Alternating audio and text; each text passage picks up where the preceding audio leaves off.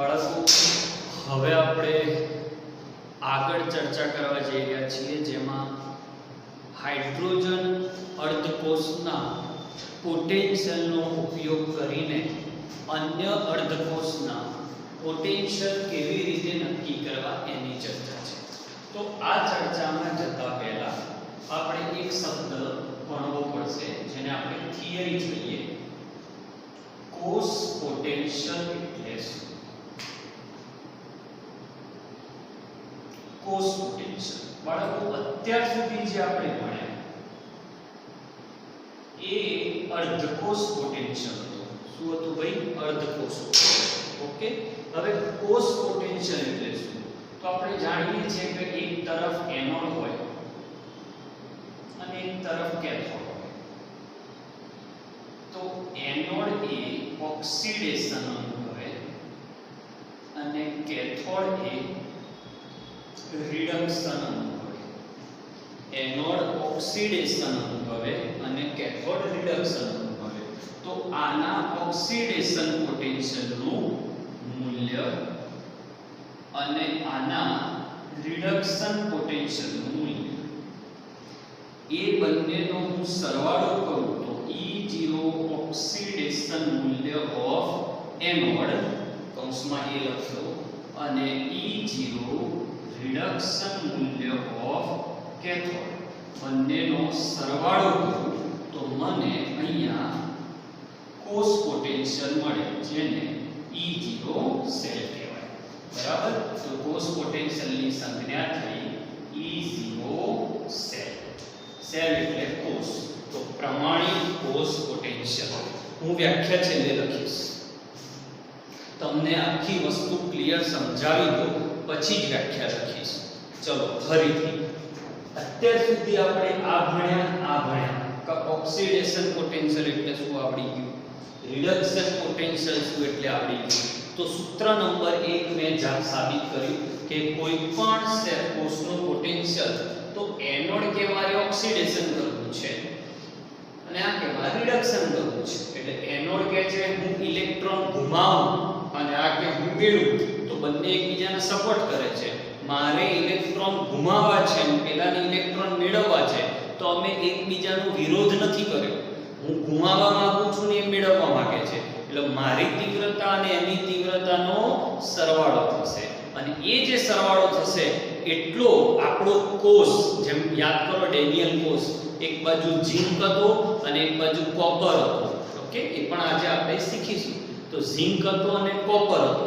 તો zinc electron ઘુમાવવાની વૃત્તિ હતી અને કોપરની ઇલેક્ટ્રોન મેળવવાની વૃત્તિ હતી. તો બંનેને એકબીજાને પ્લસ કરી દે અને એ જે જવાબ આવે એ આપણો કોષ પોટેન્શિયલ. તો સૂત્ર નંબર 1 કે કોઈ પણ કોષનો પોટેન્શિયલ એટલે શું? તો કોષ પોટેન્શિયલ બરાબર એનોડ વિદ્યુત ધ્રુવના ઓક્સિડેશન પોટેન્શિયલ અને કેથોડ વિદ્યુત ધ્રુવના રિડક્શન પોટેન્શિયલ મૂલ્યનો સરવાળો. સૂત્ર નંબર 1 ધ્યાનથી જોજો. હવે લઈએ સૂત્ર નંબર 2.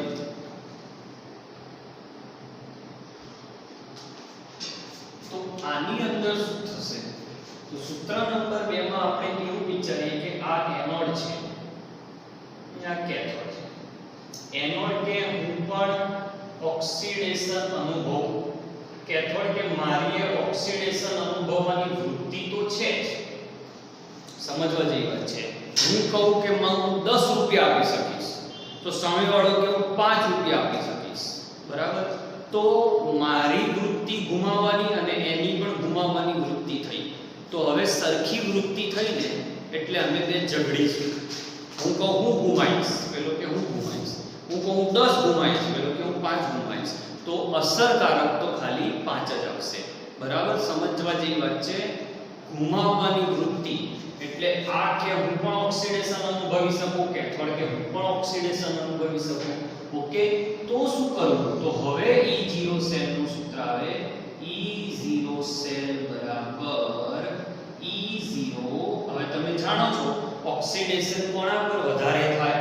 એનોડ ઉપર, એટલે એની વેલ્યુ વધારે હોય એટલે એ આગળ આવે oxidation of anode minus E0 oxidation of cathode. બોલો કેમ વચ્ચે માઇનસ કર્યું? ખબર પડી? કારણ કે આ બંને સરખી વૃત્તિ ધરાવે છે, એટલે આની અને આની વૃત્તિ સમાન હોવાથી એ બંનેમાંથી જે વધશે એ જવાબ તમને મળશે. હું 10 ઇલેક્ટ્રોન ઘુમાવવાનો ટ્રાય કરું, હું પેલો 5 એટલે છે ને એનોડ આ બાજુથી 10 મોકલે, કેથોડ આ બાજુથી 5 મોકલે. ઓકે, તો આ બંને એકબીજામાં 5 ઇલેક્ટ્રોન કેન્સલ કરી દે, એટલે તમને તો જવાબ 5 જ ઇલેક્ટ્રોનનો મળ્યો. અને આ જે 5 ઇલેક્ટ્રોન મળ્યા એ તમારો E0 સેલના કારણે મળ્યા. એટલે આ પણ ઇલેક્ટ્રોન ઘુમાવવાના આ ઘુમાવો તો બંને સામ સામે આવી ગયા, એટલે લડે એટલે બાદબાકી થઈ જાય. જ્યારે આમાં શું હતું ખબર છે? એનોડ કે હું ઘુમાઈશ 10 અને કેથોડ કે હું 5 મેળવીશ, એટલે બંને એક જ તરફ જઈ રહ્યા હતા. એટલે આમાં E0 તમે ગણ્યો તો 15 આવત. સમજાયું છે? આ ભાગ એનોડનો અને આ ભાગ કેથોડનો હતો આની અંદર. તો આમાં બંનેનો પ્લસ થાય, કારણ કે આ ઘુમાવવાનું ના મેળવવાનું હતું. જ્યારે બંને કે છે અમાર ઘુમાવવા છે, પણ એ તો ફાઇનલ જ છે કે એનોડ વધારે ઘુમાવશે. તો આ થયું સૂત્ર નંબર 2. બોક્સ કરું છું. વ્યાખ્યા પછી બાકી છે. સૂત્ર નંબર 2. ત્રીજું સૂત્ર ફરીથી એનોડ અને કેથોડ. તો એનોડ હવે કે હું ઇલેક્ટ્રોન મેળવવાની વૃત્તિ ધરાવું છું, કેથોડ કે હું પણ ઇલેક્ટ્રોન મેળવવાની વૃત્તિ ધરાવું છું. તો આની ક્ષમતા અને આની ક્ષમતાની ફરીથી બાદબાકી થશે. એનોડ તો આ વખતે સૂત્ર આવશે E0 સેલ બરાબર, આપણે જાણીએ છીએ કે રિડક્શન ક્યાં થાય? કેથોડ ઉપર, એટલે આગળ લેવાનું. તો અહીંયા લખાશે E0, ધ્યાન રાખજો રિડક્શન મૂલ્ય આવે એટલે કેથોડનું મૂલ્ય આગળ મૂકીશું, minus E0 reduction of anode. Okay, ચલો સમજવાનો ટ્રાય કરીએ. આ બાજુ એનોડ હતો ને આ બાજુ કેથોડ હતો. હવે આ કે હું 5 જેટલા ઇલેક્ટ્રોન 5 જેટલા ઇલેક્ટ્રોન મેળવું, આ કે હું 10 જેટલા ઇલેક્ટ્રોન મેળવું. એટલે અસરકારક બંને વિરુદ્ધ છે, એટલે 10 માંથી 5 બાદ થાય, એટલે અસરકારક ખાલી 5 જ રહે. ઓકે, તો જો સરખી વૃત્તિની તમે સરખામણી કરો છો, સરખી વૃત્તિની તમે સરખામણી કરો છો તો બાદબાકી થાય છે, અને જુદી જુદી વૃત્તિની સરખામણી કરો છો તો પ્લસ થાય છે. ઓકે, તો 3 સૂત્રો છે. ત્રણેય સૂત્રો ઉપરથી હું તમને સમરી બનાવી આપું છું. બહુ જોરદાર મજા આવે એવો પોઈન્ટ છે. ઓકે, શાંતિથી જોઈ લેજો.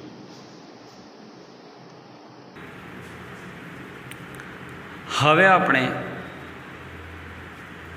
વ્યાખ્યાઓ જોઈએ. તો આના 3 સૂત્રો છે, તો અલગ અલગ વ્યાખ્યાઓ થાય. કેથોડ અને એનોડના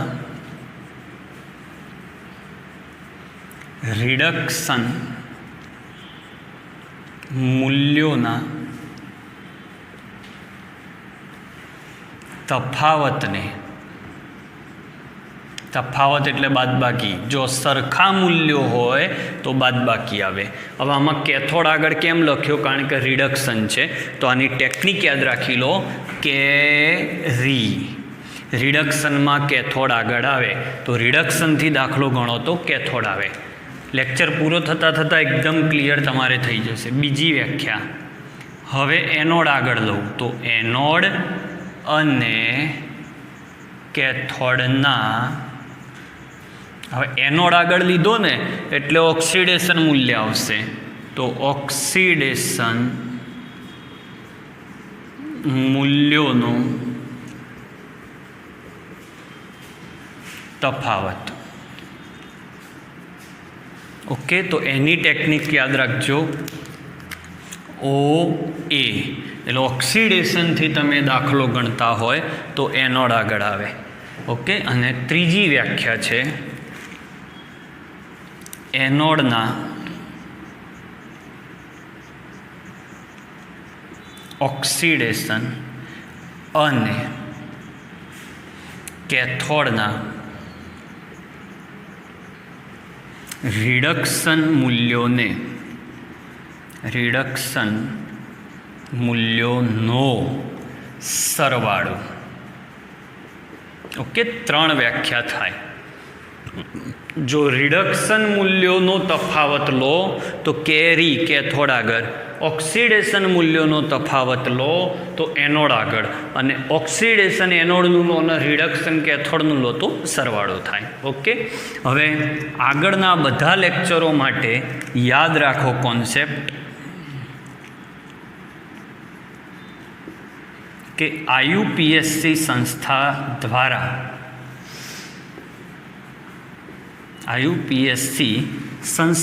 દ્વારા રિડક્શન પોટેન્શિયલને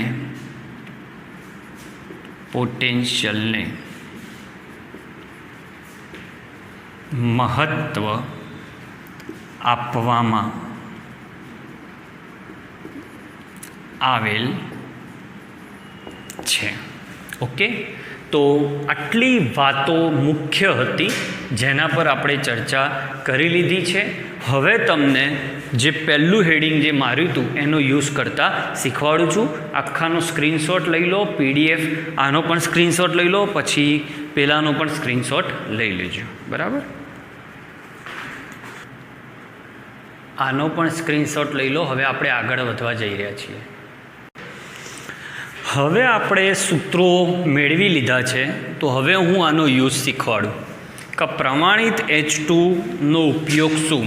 તો કોઈ પણ વસ્તુ અન્ય અર્ધકોષનું પોટેન્શિયલ માપવો હોય તો આપણે સામે કોક એવો બીજો અર્ધકોષ જોઈશે જ. કારણ કે જ્યાં સુધી તમે સંપૂર્ણ કોષ નહીં લો તો તમને E0 સેલ નહીં મળે. તો સ્ટેપ 1 સંપૂર્ણ કોષ બનાવવું, સ્ટેપ 1 છે આ. એમાં એનોડ અથવા કેથોડ તરીકે, બંનેમાં નહીં, અથવા એનોડ અથવા કેથોડ તરીકે હાઇડ્રોજન અર્ધકોષનો ઉપયોગ કરવો, ઉપયોગમાં લેવો. કેમ એ હું શીખવાડું છું. પછી અર્ધકોષ, 2 અર્ધકોષમાં સમજી લો કે એનોડ તરીકે H2 લીધો તો કેથોડ તરીકે તમે અન્ય લઈ શકો છો. પછી જે બન્યો કોષ બન્યો એ પોટેન્શિયોમીટર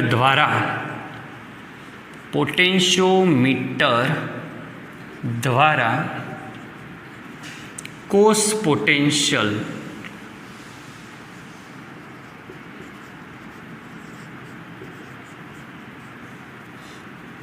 માપી લો અથવા નોંધી લો. બરાબર, હવે એના પરથી તમને અન્ય અર્ધકોષ, અન્ય એટલે હાઇડ્રોજન સિવાય અન્ય અર્ધકોષનો પોટેન્શિયલ મળે. આ મેથડ છે. સંપૂર્ણ કોષ બનાવવાનો સૌથી પહેલાં. એમાં યાદ રાખવાનું સંપૂર્ણ કોષ એટલે એનોડ અને કેથોડ બંને. એમાં શરત યાદ રાખવાની, કા એનોડ તરીકે કા કેથોડ તરીકે H2નો ઉપયોગ કરવાનો. પછી પોટેન્શિયોમીટર દ્વારા, કારણ કે પોટેન્શિયોમીટર દ્વારા જ પોટેન્શિયલ માપી શકાય. ગેલ્વેનોમીટર દ્વારા માપો તો નહીં ચાલે. પછી જે જવાબ મળશે એ અન્ય અર્ધકોષનો પોટેન્શિયલ હશે. કેમ હશે હું કારણ કહું છું, ઘણાને ખ્યાલ આવી જ ગયો હશે. છતાં પણ ખાસ વાત અને MCQ માટે, કોઈ એકલા અર્ધકોષનો, આ વાક્ય બહુ ધ્યાન રાખજો, કોઈ એકલા અર્ધકોષનો પોટેન્શિયલ માપી શકાતો નથી. કોઈ એકલા અર્ધકોષનો પોટેન્શિયલ માપી શકાતો નથી. કારણ શું? તો કારણ એ છે કે એકલો અર્ધકોષ જે હોય એ એકલો અર્ધકોષ એ રેડોક્સ પ્રક્રિયા પૂર્ણ ન કરી શકે.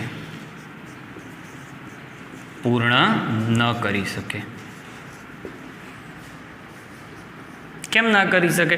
ખાલી એનોડ તમે લો અને પછી પોટેન્શિયોમીટર દ્વારા માપો, પણ સામે કોઈ બીજો અર્ધકોષ જ ના હોય તો ઇલેક્ટ્રોનનું વહન થાય જ નહીં. એટલે એકલા અર્ધકોષનું પોટેન્શિયલ માપી શકાતું નથી, કારણ કે તેમાં રેડોક્સ પ્રક્રિયા પૂર્ણ ના થાય, એટલે ઇલેક્ટ્રોનનો પ્રવાહ રચાય નહીં.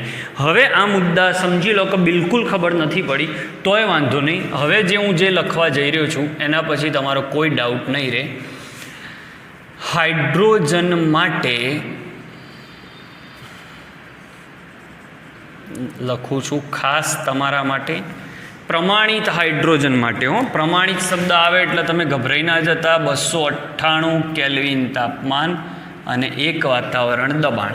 પ્રમાણિત હાઇડ્રોજન માટે E0H2/H+. બોલો આ કયું મૂલ્ય છે? તો 0માંથી પ્લસ થઈ રહ્યું છે, તો 0માંથી પ્લસ થઈ રહ્યું છે એટલે આ ઓક્સિડેશન મૂલ્ય છે, બરાબર. અને આવું લખું E0H+માંથી H2, તો આ કયું મૂલ્ય છે? H+માંથી H2 એટલે +1માંથી 0 એટલે રિડક્શન મૂલ્ય છે. તો આને કહેવાશે ઓક્સિડેશન પોટેન્શિયલ અને આને કહેવાશે રિડક્શન પોટેન્શિયલ. હું પ્રમાણિત શબ્દ વારે વારે નહીં બોલું, તમને આવડે જ છે. તો હાઇડ્રોજન વિદ્યુત ધ્રુવના ઓક્સિડેશન અને રિડક્શન પોટેન્શિયલ મૂલ્યો શૂન્ય સ્વીકારવામાં આવ્યા છે. શૂન્ય સ્વીકારવામાં આવેલ છે. બસ આ જ મેઇન વાત છે. આને એ લોકોએ શૂન્ય લઈ લીધો. ઓકે, એટલે આ વેલ્યુ પણ શૂન્ય શૂન્ય અને આ પણ. હવે બીજી અગત્યની વાત કરી લઉં કે કોષ પોટેન્શિયલનો એકમ, કોષ પોટેન્શિયલનો એકમ વોલ્ટ લેવાય છે.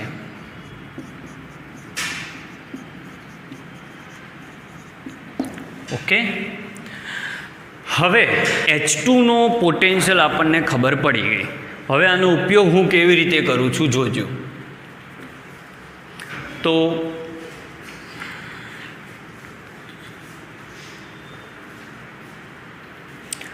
ચલો બાળકો, હવે જેની રાહ જોવાતી હતી એ પોઈન્ટ સ્ટાર્ટ કરું છું.